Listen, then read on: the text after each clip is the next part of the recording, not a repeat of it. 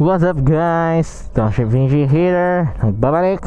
Kung napanood nyo na yung last vlog ko, baka magtaka kayo kasi same scenario, same scene, ganyan. Kasi ang ginawa ko lang guys is pinagpatuloy ko lang. Kasi though separate vlog, gawa ng, yun nga, naghahabol ako ng vlog ngayon dahil uwi kami ng Bicol. So kung hindi nyo pa napapanood yung first vlog ko guys, or bago tong vlog na to, nasa link ang description about yun sa mga gusto tsaka ayaw ko sa RC200. And for sure, if kinilig nyo tong vlog na to, gusto nyo magkaroon ng idea kung bakit hindi para sa inyo tong RC200. So bakit nga ba? Bakit ko nagawan ng vlog to? Kasi may mga nagtatanong is, Paps, okay ba tong RC200? Paps, pwede ba siyang mag-city drive? Paps, mga ganyan, di ba? So eto, for clarification, para din sa mga interested buyers ng KTM RC200. And by the way, lahat ng sasabihin ko dito is hindi para sa paninira sa brand, hindi para sa paninira sa bike, kundi para sa magkaroon kayo ng idea kung anong klaseng motorcycle ang RC200 guys. So simulan natin. Anong reason kung bakit hindi para sa inyo tong RC200? So una ko nakikita ang reason, and lahat na sasabihin ko dito is personal opinion. Unang nakikita kong reason is kung mahilig ka mag city driving. Yes, kung mahilig ka mag city driving guys, hindi ko recommended tong RC200. Bakit? Yung riding posture niya sobrang sporty position. Doesn't mean na comfortable. Lalo na kapag sinabi kasing sporty, agresibo, nakasalubsob, yung mabigat, masakit sa balikat, masakit sa ulo, masakit sa batok, ganyan guys. Yan ang sinasabi kong sporty riding posture. Kaya kung gagamitin mo siya pang city driving na magfi-filter ka, sisingit ka, may pagsapalaran ka, may pagpatintero ka sa traffic ng kalsada, baka masaktan or baka mangawit ka, ganyan. Kasi sa akin based on my experience lang sasabihin ko to, minsan ko na siyang nabiyahe sa C5, tapos traffic nun, masakit siya sa balikat, masakit siya sa batok, nakangalay, especially if nakastuck ka sa traffic guys. Kaya kung mahilig ka kung madalas mo siyang gagamitin for city driving, better yet, much better yung mga underbone scooters, mga maliliit lang, mga madadaling dalhin, mga madaling isingit. Kasi RC200 is sporty motorcycle guys.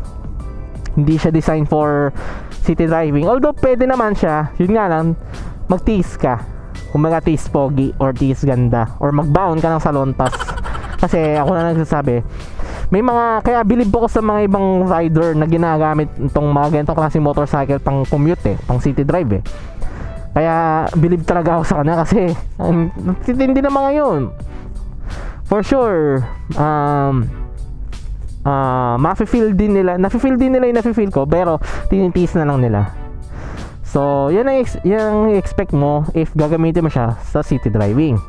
Sunod naman, gagamitin mo siya sa long ride. Yes guys, tama itong narinig nyo, gagamitin mo sa long ride dahil yun nga, sporty ang riding posture, nakakangawit, masakit sa balikat, masakit sa batok. Nung unang ginamit ko ang RC200, after 100 kilometers, sumakit balikat ko, sumakit batok ko, sumakit bewang ko, sex bomb. Pero after ilang kilometers naman, nasanay naman yung katawan ko. Although may mga times pa rin na sumasakit yung balikat ko guys, sumasakit yung bewang ko, lalo na kapag tuloy-tuloy yung biyahe, talaga may experience mo yung ganong kasakit. Though hindi naman siya totally na parang maka-friend ka ng mag-ride, though mga ngawit ka lang, makaka-feel ka lang talaga ng ngawit. Since yun nga, riding posture sobrang sporty ang RC200. Kaya expect mo na na sasakit balikat mo, sasakit tuhod mo, sasakit batok mo, sex bomb. Next guys is kung mahina ka sa maintenance. May mga kilala akong rider na tipong walang pake sa maintenance, tipong basta gumagana okay pa, basta naibabiyahe, basta namaandar okay pa, wala silang pakialam sa maintenance. Pero itong RC200 guys, medyo maselan to sa maintenance. Kailangan nasa tama yung maintenance mo, nasa oras yung maintenance mo, nasa sinusunod mo kung ano yung nasa manual. Kasi medyo maarte ang RC200, at the same time para rin sa warranty. Kasi ang warranty ng RC200, and especially mga KTM bikes, nakadepende sa record ng maintenance mo sa kasa. Kaya kung tatamad-tamad kang pumunta ng kasa, parang pa-change oil, parang pa-tune up, or parang magpapalit ng oil, ganyan, or ng coolant, hindi para sa yung RC200 guys. Tingin ko masasayang sa'yo, kasi masasayang warranty, hindi mo maalagaan na mabuti, at kung ano-ano pa. Kasi yun nga, mavovoid ang warranty mo guys kapag pinaayos mo siya sa hindi certified mechanic ng RC200. Based din sa sinabi ng kasa sa akin, and based din yan sa warranty na nakalagay sa manual, na kapag hindi authorized ang mechanic na gumalaw sa RC200 or sa kahit anong KTM bikes, possible ma-void ang warranty. Kaya kung tamad ka nga mag maintenance, mag-change ng oil, kung ano-ano pa, no, hindi para sa RC200 guys. Although para sa hindi mo siya maggamit or what, nga lang, expect mo na yung warranty mo or kung ano na pa, or kung anong masira man sa bike na yan, expect mo na walang sagot ang kaso dyan kung hindi mo nasunod ang warranty service ng KTM. So yun. Then pangapat guys, kung nag-e-expect ka ng performance, yes, malakas sumata ka RC200, ang ganda ng handling, sobrang ganda ng brakes, pero kung pagdating sa engine performance, kung nag-expect ka ng top speed, top speed, that bike is not for you. Kasi compare sa ibang 150cc na kayang mag 145, at kung gano'ng kataas na speed pa, RC200 135 lang. Eh yung iba nakapag-claim ng 140, ako 135. Kaya kung in-expect mo na 200cc to, mabilis to, mataas lap speed na ito, nagkakamali ka. Kasi naka-design yung naka-design ng ECU niya, ang stock ECU, sa 135 to 140 km lang. Magli-limiter na siya kapag na-achieve niya na yung top speed na yon.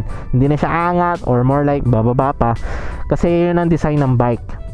Hindi siya pang top speed guys. Hindi pang top speed ang stock RC200 or yung ibang KTM bikes, lalo na yung Duke. Hindi siya pang top speed, more on acceleration sila, torque, hatak, ganon. So kung yun nga, kasi nga may tendency na sinabing 200cc, mabitakas ang top speed, ganyan. No, RC200 is not designed for that.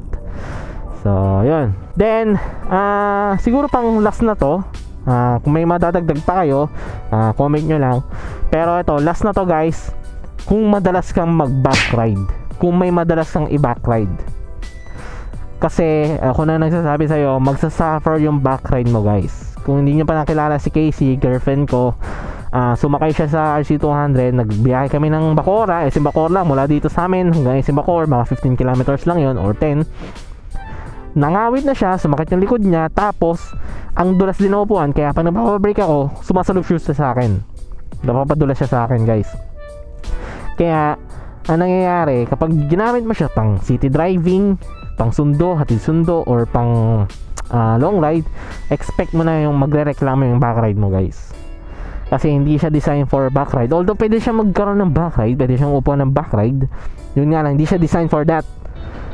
Design na siya for short distance, or kung malapitan lang talaga, or yung tipong bibili ka lang kayo sa tindahan, ganyan. Pero yung tipong gawin mo siya pang city drive, gawin mo siya pang long ride, ako na naawa sa backride mo guys. Ako na naawa sa backride nyo.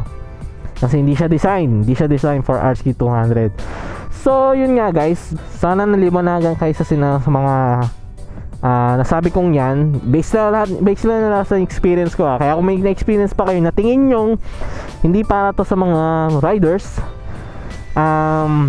comment nyo lang below. Pero yung mga sinabi ko dito guys is, yun nga, personal experience, personal opinion. It doesn't mean na sinisiraan ko yung bike. It doesn't mean na hindi nyo bilhin tong bike. More like pampalinaw para sa mga madalas magtanong kung okay ba ang RC200. And yes, short answer, very okay. Sobrang ganda ng bike na to. Yun nga lang, meron ka mga compromise na mga experience. Linawin lang natin yan guys, kasi baka sabihin na naman ng iba sinisira ko yung bike or what. Ayoko maging bias, kasi baka sabihin nyo porket user ako puro positive ang sasabihin ko. No, doon lang na sinabi ko, lahat ng mga sinabi ko dito personal experience, personal opinion, and it doesn't mean na sinisiraan ko yung bike, and it doesn't mean na yun ang bilhin nyo, pero more like yan ang expect nyo pag binili nyo yung bike na to. So yun guys, sana malinaw yan. Anyway, yun nga, panghabol lang to para sa mga hindi ko nagawang vlog, and for sure nasa biyahe na kami ni Casey nito pa Bicol, or pauwi na kami, ganyan. So yun, anyway guys, you know the drill. Ride safe, maraming salamat sa pagnood, sa paglalike, sa pag-share, sa pagkikinig. Ride safe, peace out. Ang init na dito, grabe. Ay.